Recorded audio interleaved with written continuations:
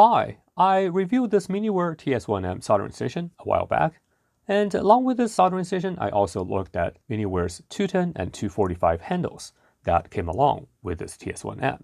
The 245 handle, which I have here, is actually quite impressive. It has a 200 watts rating. Be sure to check out that review video if you are interested.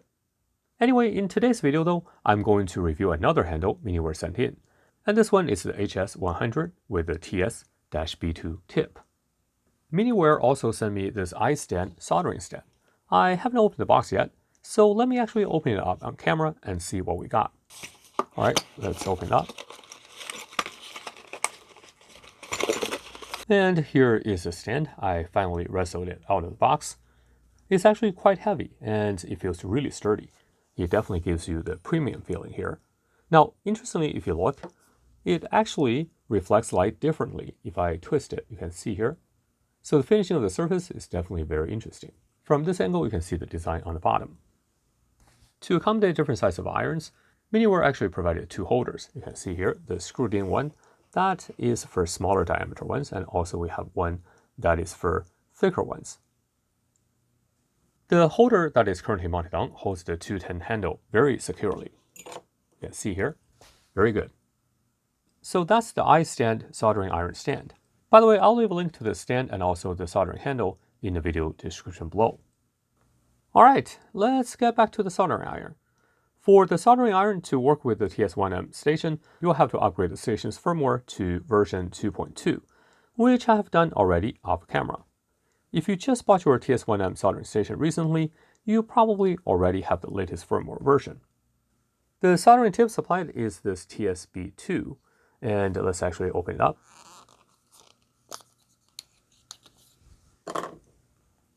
So here's the tip. I believe this is actually exactly the same model used in the original TS100. Let's put it in. And it just plugs in like that. Now, according to the specs, the TS-B2, the tip, can output roughly 65 watts when powered by 24 volts. But the TS1M base actually can take in 28 volts. So I'm actually curious to see what would happen if I put in 28 volts. I'm pretty sure it will have to do something to limit the output power, because as the voltage increases from 24 volts to 28, it will roughly correspond to a 36% increase in power. So if the tip is not designed to handle the extra power put in, it will not last that long. All right, let me connect the soldering iron tip to the station here. And let's plug in the power. By the way, I'm using a barrel jack because I'm inputting 28 volts. As you can see, the handle was recognized by the station with no problem. So let's actually try power it on. Yeah, so this is what we're talking about. That's the LED here. Now, it definitely looks cool, but I don't know why it's necessary. To me, having the temperature display is more than sufficient. I just don't think this is needed here, but it definitely has the wow factor. So actually, I didn't really see what the difference is, to be very honest. Now it reached stable temperature. Oh, of course you can see. Now you can see here we're at 300 degrees, and it's showing the same pattern as before, I think. Let's actually try to increase it. 380. So not entirely sure what the difference is in terms of the pattern. And go down. I'm not sure. And by the way, we do have two buttons here. Let's actually try them out. So this button A, yeah, you can see right now, not only you can adjust the temperature with the base, but also you can adjust the temperature with these two buttons, 5 degrees at a time by the look of it. So that's definitely very useful. I do want to take a look at how fast it would take for the iron to reach operating temperature. I forgot to measure that, so I'll have to wait for it to cool down. In the meantime, I swapped out the holder here, so you can see this is a different holder now. And I think this holder is actually made for this HS100B handle. You can see I can put it in, and it fits very, very well. All right, I think it's cool enough now.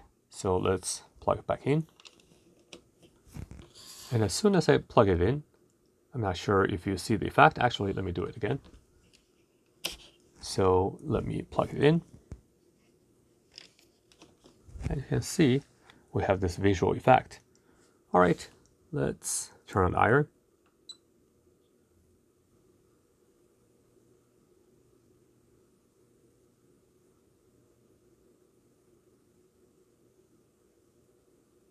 So it took about 12 seconds to reach the operating temperature. And on my power supply, it actually tops out at 65 watts. So indeed, the circuitry inside actually limits the maximum power delivered to this soldering tip. And if you look carefully, you can see that the power delivered is actually only 60 watts. And it's shown right here. So this just confirmed that the soldering station knows exactly how much maximum power to deliver to the tip, as the tip here is only rated for 65 watts. All right, just to confirm the maximum power draw, let's concentrate on the power supply. And let me power it on again.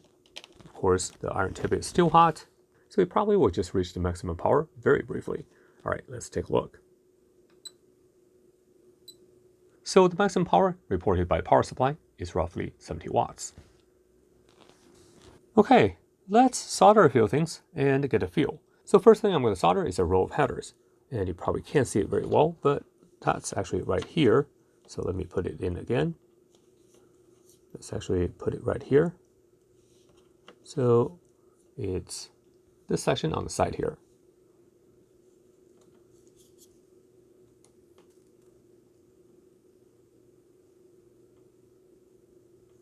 And by the way, right now the temperature I set is at 350 degrees.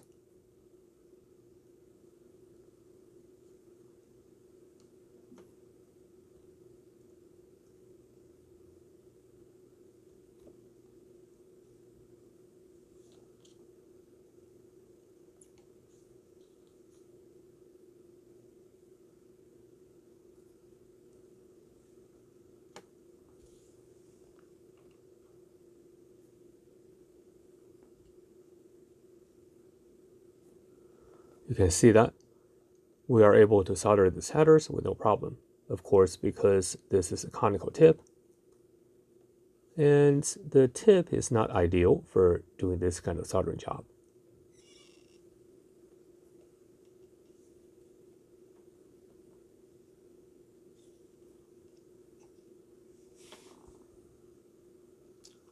Anyway, no problem.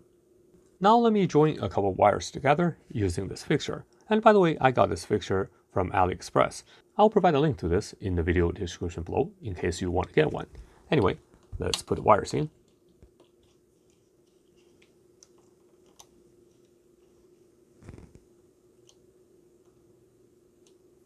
And for demonstration purpose, let's not worry about this too much.